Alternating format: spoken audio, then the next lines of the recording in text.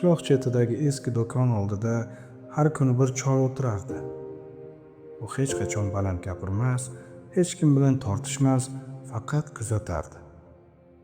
Bir kuni yosh yigit undan so'radi: "Ota, siz nega doim jimsiz?"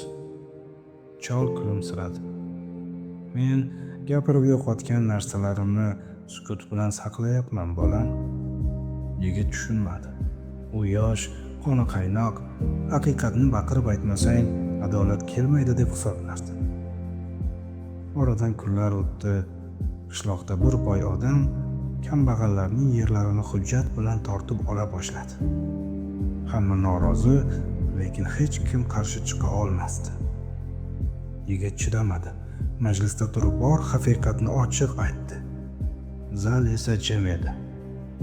Oradan bir hafta o'tib, yigit ishidan ayrildi. Do'stlari undan voz kechdi. Hatto oilasi ham qo'rqib qoldi. U yana o'sha cholni topdi. "Men haqiqatni aytdim, nega yutqazdim?" dedi u alam bilan.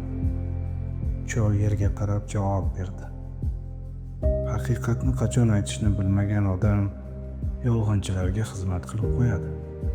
Demak, jim turishim kerakmi?" "Yo'q." Chol boshini ko'tardi. "Haqiqatni aql bilan, vaqti bilan, yurak bilan aytish kerak." Yigit o'yga toldi.